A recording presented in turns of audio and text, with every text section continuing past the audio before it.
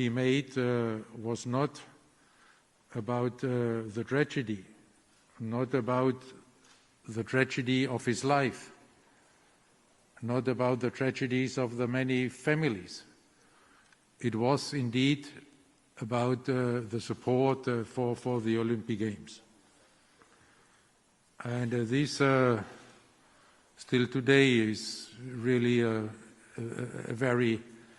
very emotional moment, which now when I talk about still gives me goosebumps. And then we visited there also the museum, and under the deep impression of this visit, you know, I started dreaming somehow.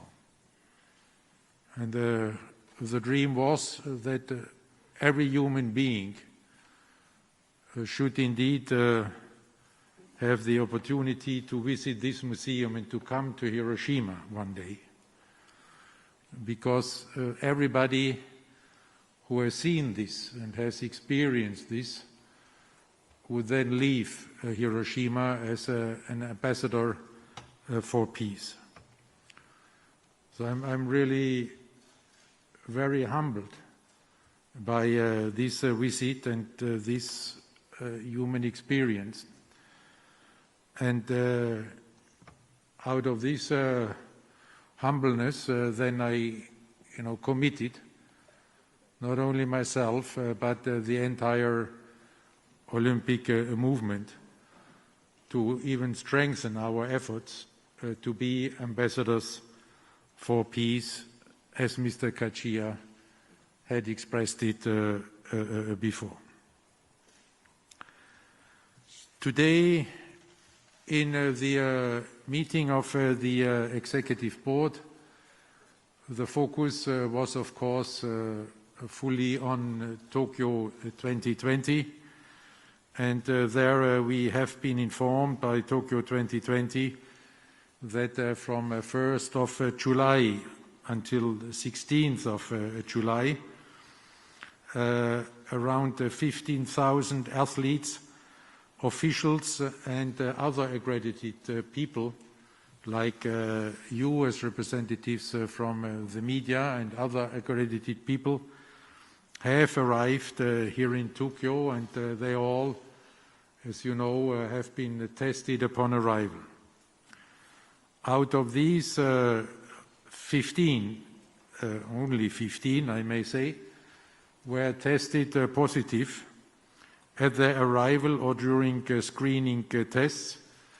So this is a very low rate of 0.1%. It goes without saying that all the concerned people were immediately isolated, and in this way they do not pose any risk to other participants or the Japanese population. And the close contacts of these people have been identified and are subject to the relevant anti-COVID protocol. I think this shows that the measures are not only in place, but that they are working and that they are enforced. We also had a discussion and a presentation then about how to mitigate the consequences of the decision of the Japanese authorities, supported by the IOC and the IPC, of not having spectators in most of the venues, because we, of course, want to support the athletes. We want to mitigate these consequences. We do not want the athletes to feel alone there in the stadia. We want to show them that many people are with them, that they are supporting them. And This even more so that these games will be followed by billions of people around the globe. So we would also like to give these billions of people around the globe to show their support for the athletes and to be with them and to show it to them that they are with them. And for this, we have created a number of experiences and initiatives to bring the fans together with the athletes in the venues. There is, first of all, the live cheer maps, where you will be able to see on a worldwide map how strong the fans from different countries and regions are supporting their athletes. So they can clap virtually and can express their support, and this support will be measured and then shown there in the stadia and in the different media.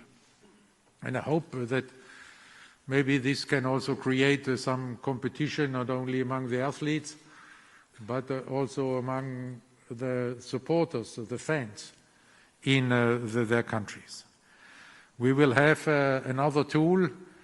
This will be 6-second video selfies, which the fans can produce, and then these videos will be shown in the different stadia, but they will also be offered to the broadcasters so that they can show this engagement of the world population with their athletes and with the Olympic competitions.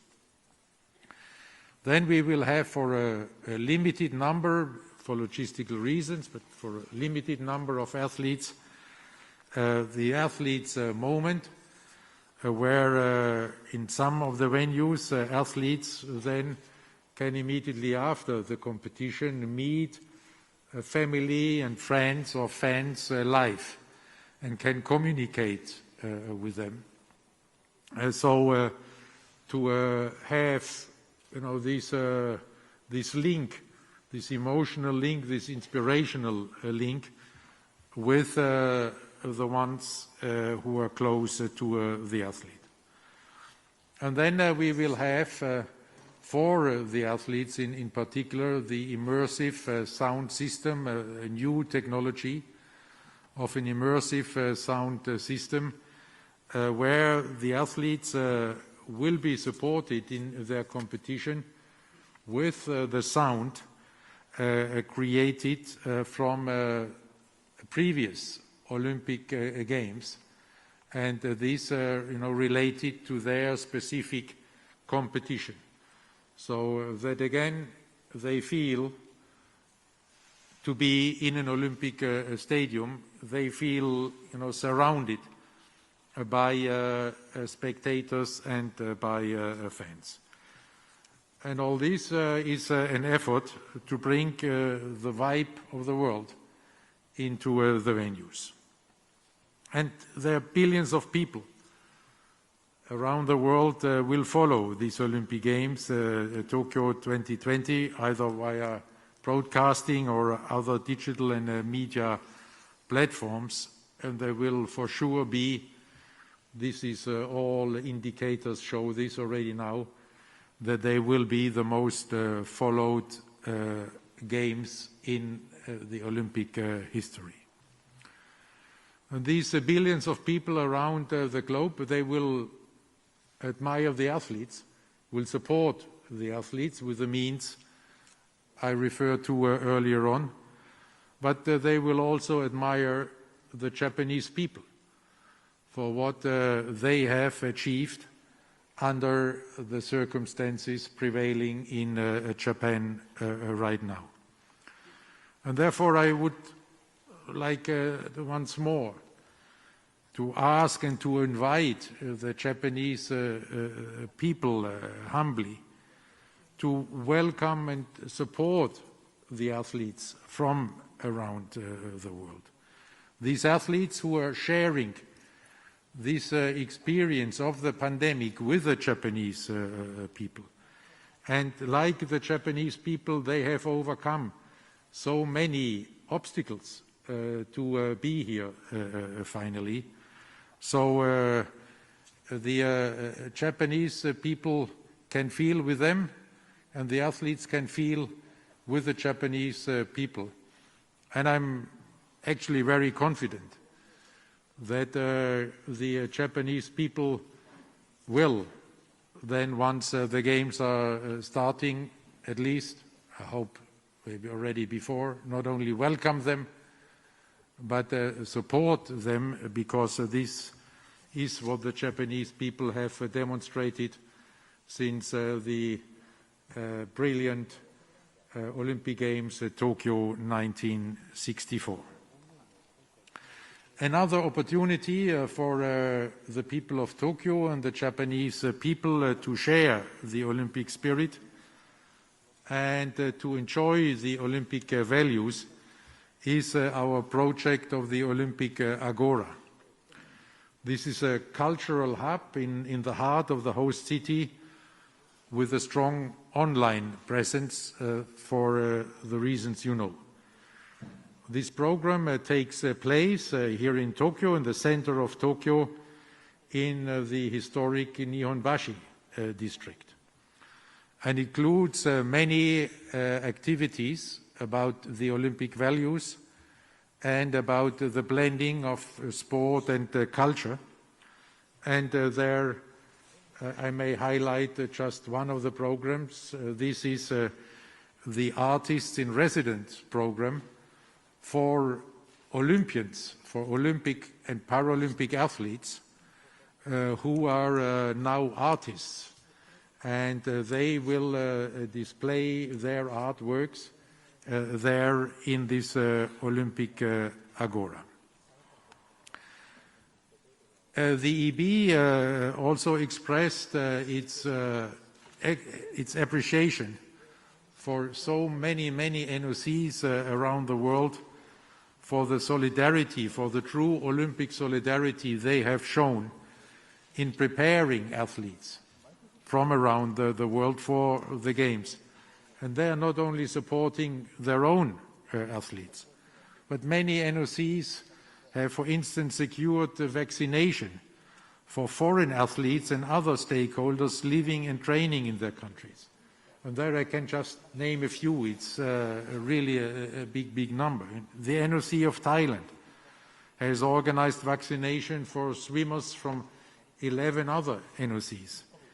The NOC of Portugal has organized vaccination for athletes from Portuguese-speaking African countries and refugee athletes who were selected in the refugee Olympic team. Pan Am Sport has established a vaccination hub in Miami for all the athletes from the Americas. We have established a vaccination hub in Doha, Qatar, for NOCs and athletes being interested in this region.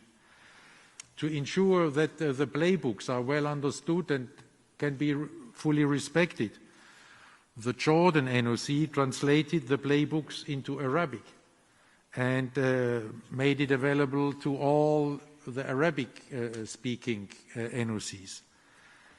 The organization of the Oceanian National Olympic Committees, with all the very severe restrictions there in Oceania, made sure that all the delegations can finally arrive here in Tokyo.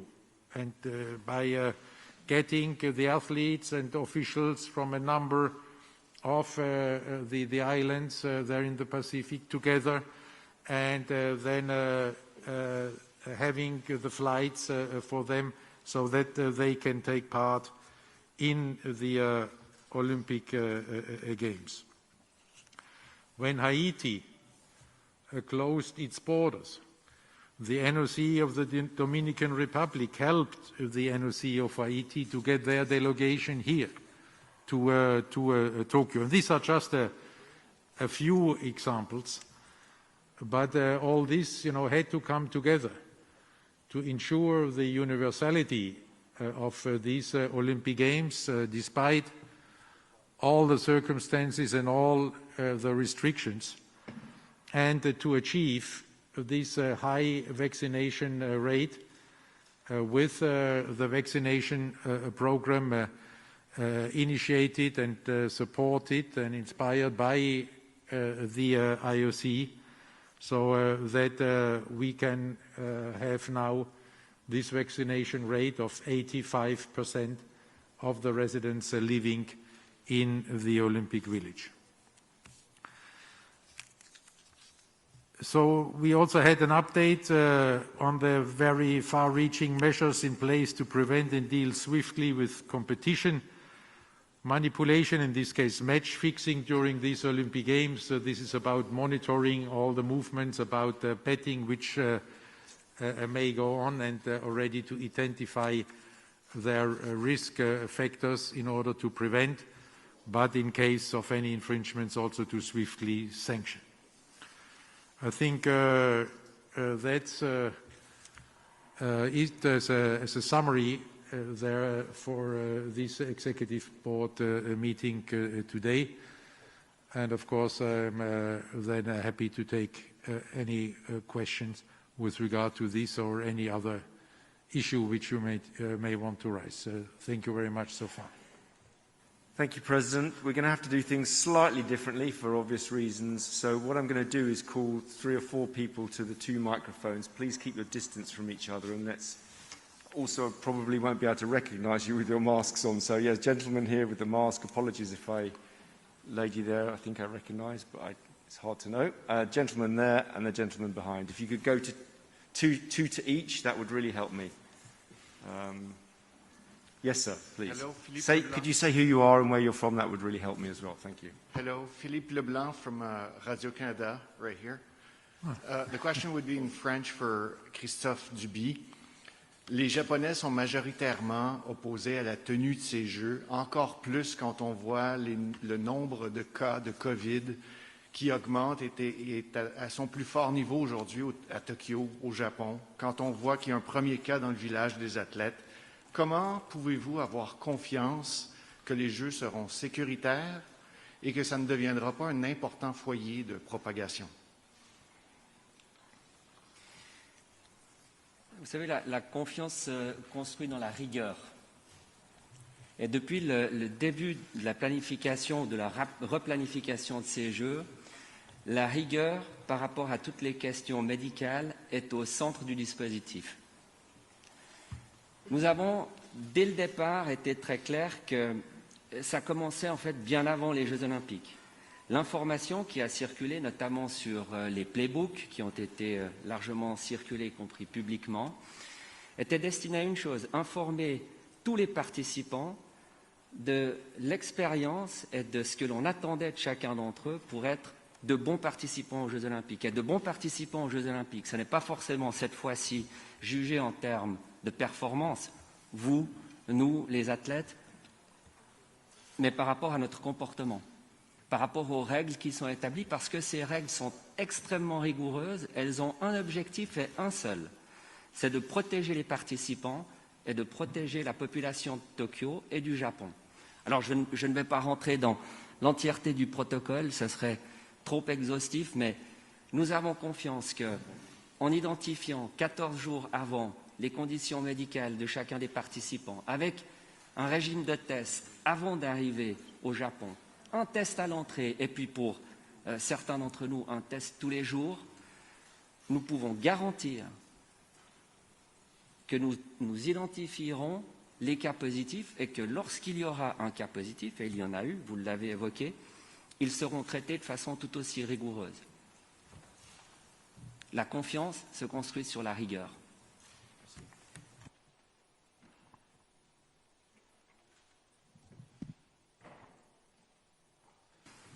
Peut-être un complément d'information. Vous avez aujourd'hui des cas positifs à la fois dans le groupe des participants qui viennent de l'étranger, et vous avez également des cas positifs qui sont liés à la population japonaise. Les deux cas ne sont pas liés puisque les deux groupes ne se croisent que très peu, et quand ça se fait, ce sont des protocoles qui sont extrêmement bien établis. Et ça, je crois que c'est très important. Et finalement, pour être totalement complet, il n'y a pas que nous, vous, qui sommes testés, mais également un régime extrêmement strict, et vous pourrez le valider demain avec le comité d'organisation, de tous ceux qui contribuent à l'organisation des Jeux Olympiques. Tout le côté workforce du comité d'organisation est également testé. Je vous invite à leur poser la question demain. Vous verrez que c'est extrêmement rigoureux aussi. Thank you, Christophe. Let's go now to this microphone over here, please, sir. Thank you very much. Mr. Bark, Guy Havelt from TVNZ in New Zealand. Laurel Hubbard will make history as the first transgender athlete to compete at an Olympics at these games, the Kiwi weightlifter.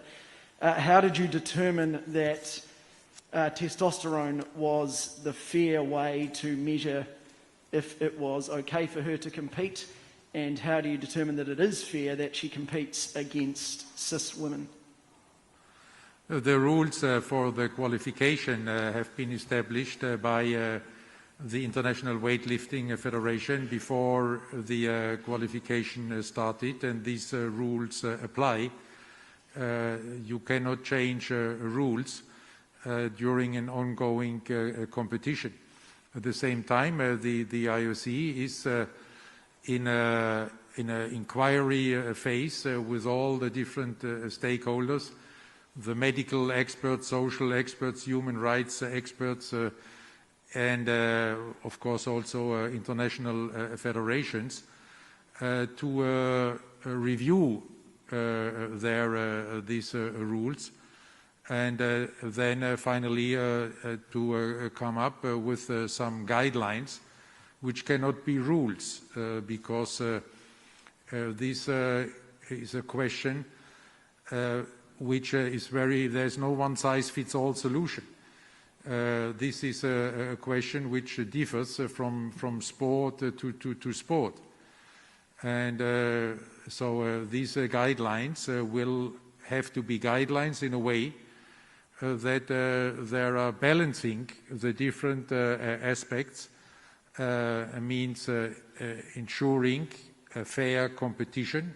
This is the role of a sport organization, and at the same time, of course, respecting the rights and the human rights and the rights of privacy of the concerned athletes.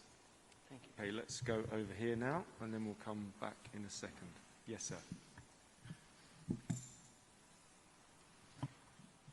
Hello, my name is Daniel Sutton. I'm with Network 10 in Australia.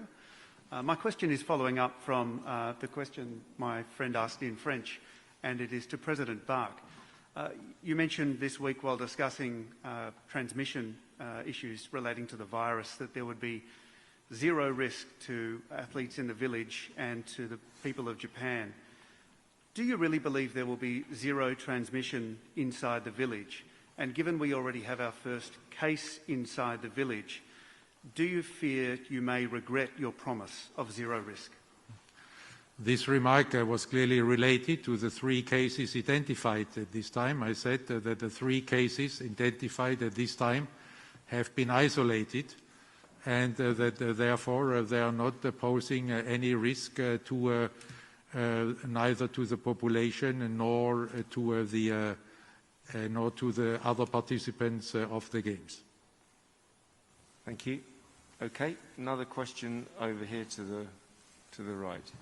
Thank you very much. Wakaku. It's Wakaku. Sorry, I couldn't quite make sure. Yeah, Wakaku Yuko. Whatever. Thank you, Wakaku. I can be taller. Wakaku Yuki from the Yomiuri Shimbun, President. I understand the Olympic Games have overcome so much obstacles in history, many Olympic Games being held against terrorism, boycott terror, and many other types of infectious diseases. What is, in your view, the essence of meaning holding Tokyo Games through in history? Also, I was a bit surprised and shocked, surprised and ashamed, more or less, hearing you ask Japanese to welcome the athlete. I do hope that most Japanese have no reservation whatsoever to athletes, and they would be sharing their passion or ordeal or joy, if possible.